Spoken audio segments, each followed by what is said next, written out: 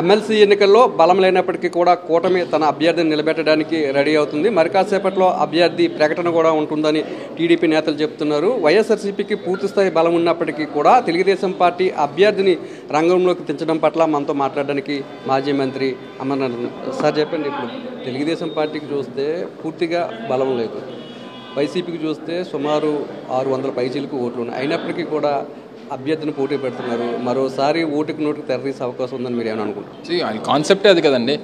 ఇప్పుడు ఓవరాల్గా 800 పైచీలకు ఓటర్స్ కలిగినటువంటి విశాఖపట్నం స్థానిక సంస్థల ఎన్నికల్లో దాదాపు 600 పైచీలకు ఓటర్సు వైఎస్ఆర్ కాంగ్రెస్ పార్టీకి ఉన్నారు.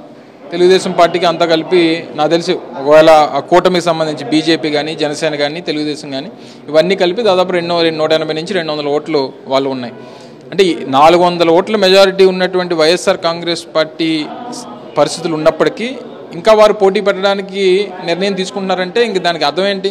ఈరోజు వైఎస్ఆర్ కాంగ్రెస్ పార్టీ గుర్తు మీద గెలిచినటువంటి పార్టీ ఎంపీటీసీలు కానీ జెడ్పీటీసీలు కానీ లేకపోతే కార్పొరేటర్లు కానీ కౌన్సిలర్లు కానీ ఈరోజు వైఎస్ఆర్ కాంగ్రెస్ పార్టీ గుర్తు మీద గెలిచి సరే కొంతమంది పార్టీలు మారుండొచ్చు ఎన్నికల సమయంలో కానీ తర్వాత కానీ కొంతమంది ఏదో మారితే మహా అయితే 15-20 మంది మారుంటారు.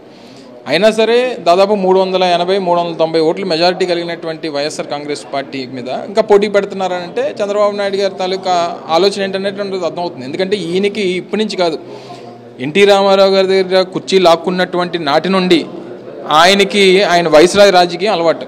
ఎందుకంటే మీరు ఎన్నికల్లో మొన్న కూడా చూసుంటారు, మన పెద్దలు బొత్స సత్యనారాయణ గారిని క్యాండిడేట్గా అనౌన్స్ చేసిన తర్వాత అరకు పాడేరు ఈ గిరిజన ప్రాంతాల్లో ఉన్నటువంటి ఎంపీటీసీలు అందరూ కూడా వైఎస్ఆర్ కాంగ్రెస్ పార్టీ నుంచి తెలుగుదేశం పార్టీలోకి వచ్చారని చెప్పి ఒక మైండ్ గేమ్ ఆడేటువంటి ప్రయత్నం చేశారు. ఇవన్నీ కూడా మనం చూస్తూ ఉన్నాం. అందులోని గతంలో తెలంగాణలోని ఇప్పుడున్నటువంటి ముఖ్యమంత్రి ఆ రోజు ఒక ఎమ్మెల్సీ ఎలక్షన్ కోసం చేసినటువంటి బేరసారాలు కానీ ఇవన్నీ చంద్రబాబు నాయుడు గారికి మొదటి నుంచి అలవాటు. గతంలో కూడా 2014-19 మధ్యలో కూడా కడపలో ఆ రోజు పెద్దలు వివేకానంద రెడ్డి గారు కంటెస్ట్ చేసినప్పుడు కూడా ఈ రకమైనటువంటి రాజకీయం చేసి వారు ఓటుకు నోటు ఎన్నికలు అనేటువంటిది సహజం. అది ఓటుకు నోటు అనేటువంటిది చంద్రబాబు నాయుడు గారికి పేటెంట్. అది తెలుగుదేశం పార్టీకి చంద్రబాబు నాయుడు గారికి ఆ పార్టీకి అవన్నీ వాళ్ళు పేటెంట్ తీసుకున్నారు. సో మేము ఈ రకంగానే ఎన్నికలు చేస్తాం అనేటువంటి అభిప్రాయంతో వారు ఆలోచన చేస్తూ ఉన్నారు. కాకపోతే ఇవి ఈవీఎంలతో జరిగే ఎన్నికలు కాదనేటువంటివి వారు గమనించాలి. ఎందుకంటే బ్యాలెట్ పేపరు పక్కన అంకి వేయాల్సినటువంటి పరిస్థితి ఉంటుంది. ఇవన్నీ ఉంటాయి కాబట్టి ఒకసారి చంద్రబాబు నాయుడు గారు ఆలోచించుకుంటే మంచిది. ఇది సాంప్రదాయం కాదు, ప్రజాస్వామ్యంలో ఇది పద్ధతి కాదు.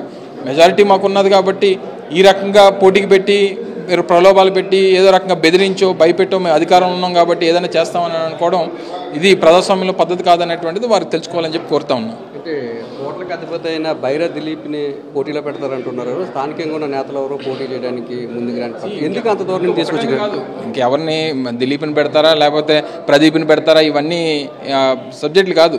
అసలు బలం లేనప్పుడు మీకు ఓట్ల సంఖ్య లేనప్పుడు, ఎందుకంటే ఇదేమీ మాస్ ఓటింగ్ కాదు. అంటే ఒక ఎమ్మెల్యే ఎలక్షన్ లాగా ఆ నియోజకవర్గంలో 2 లక్షలు 2.5 లక్షల ఓటర్స్ ఉన్నారు, వీళ్ళు ఎవరి తరపున ఉన్నారు అనేటువంటి ఆ రకమైనటువంటి ఎన్నిక కాదు ఇది. ఎమ్మెల్సీ ఎన్నికలు స్థానిక సంస్థలు ఎందుకంటే లిమిటెడ్ ఓటర్స్, 800 మంది ఓటర్సు వచ్చినటువంటి ఓటర్స్ అందరూ కూడా ఎంపీటీసీ క్యాడర్ నుంచి జెడ్పీటీసీలు కౌన్సిలర్లు కార్పొరేటర్లు ఓటేసేటువంటి ఎన్నిక. ఇది క్లియర్గా ఏ పార్టీ నుంచి ఎవరు రిప్రజెంట్ చేస్తున్నారనేటువంటి తెలిసే ఎన్నిక, ఎవరెవరితో ఉన్నారనేటువంటి తెలిసినటువంటి ఎన్నిక. నీకు అసలు మెజారిటీయే లేనప్పుడు 400 ఓట్లు వెనకబడి ఉన్నప్పుడు నువ్వు వాళ్ళు పోటీ పెట్టేటువంటి ఆలోచన, నువ్వు ఇప్పుడు ఎవరినైనా తీసుకుని వస్తావు, అధికారంలో ఉంది, నువ్వు ఎంత డబ్బన్నా ఖర్చు పెట్టేటువంటి ప్రయత్నం చేస్తావు. ఏది ఏమైనప్పటికీ బొత్స సత్యనారాయణ గారి గెలుపు, జగన్మోహన్ రెడ్డి గారి నేతృత్వంలో ఈరోజు పార్టీ నాయకత్వం కానీ పార్టీ క్యాడర్ కానీ లేదు ముఖ్యంగా మా ఎంపీటీసీలు జెడ్పీటీసీలు కౌన్సిలర్లు కార్పొరేటర్లు కానీ వాళ్ళందరూ కూడా చిత్తశుద్ధితో ఎట్టి పరిస్థితుల్లో వైఎస్ఆర్ కాంగ్రెస్ పార్టీ అభ్యర్థిని గెలిపించాలని చెప్పి వాళ్ళు దృఢ నిశ్చయంతో ఉన్నారు. ఇందులో గెలుపు ఖాయం. సరే పోటీ అనేటువంటిది ప్రజాస్వామ్యంలో సర్వసాధారణం, సమంజసం. ఏదేమైనప్పటికీ వాళ్ళు ప్రలోభాలు పెట్టేటువంటి ప్రయత్నం చేయడం మానేస్తే బాగుంటుంది. అసలు పోటీకి రావడమే అనేటువంటిది కరెక్ట్ కాదనేటువంటిది నా అభిప్రాయం. కూటమి నేతల ప్రలోభాలకి వైసీపీ నేతలు లొంగే అవకాశం ఉందండి. ఇప్పుడు 5% 10% అన్ని రకాల వాళ్ళు ఉంటారు మనుషులు. సో అలాగని చెప్పి ఏమీ ఉండదండి. 10 మందో 20 మందో 30 మందో వెళ్తే వెళ్ళొచ్చు. కానీ ఎండ్ ఆఫ్ ద డే అంతిమ విజయం వైఎస్ఆర్ కాంగ్రెస్ పార్టీది. జగన్మోహన్ రెడ్డి గారి నాయకత్వంలో బొత్స సత్యనారాయణ గారి నాయకత్వం. డెఫినెట్గా ఆయన అభ్యర్థిత్వాన్ని గెలిపించుకునేటువంటి బాధ్యత పార్టీ సీనియర్ నాయకులు కానీ లేకపోతే పార్టీ క్యాడర్ కానీ స్థానికంగా ఉన్నటువంటి మా ఓటర్స్ కానీ అందరినీ కూడా వారిని ఇప్పటికే ఎక్కడికక్కడ మీటింగ్స్ పెట్టాం, ఆర్గనైజ్ చేసాం, వారితో మాట్లాడాం. పార్టీ తాలూకా పరిస్థితుల్ని రానున్నటువంటి భవిష్యత్తు కాలంలో జరుగుతున్నటువంటి రాజకీయ పరిణామాలు అన్నింటిని కూడా వారికి చెప్పి వారికి ఏ రకంగా స్టాండర్డ్గా నిలబడాలనేటువంటి ఒక దిశానిర్దేశాన్ని కూడా వాళ్ళకి ఇవ్వడం జరిగింది. అందరం కూడా పూర్తి స్థాయిలో పార్టీ విజయం కోసం ముందడుగేసేటువంటి కార్యక్రమంలో ఉన్నారు.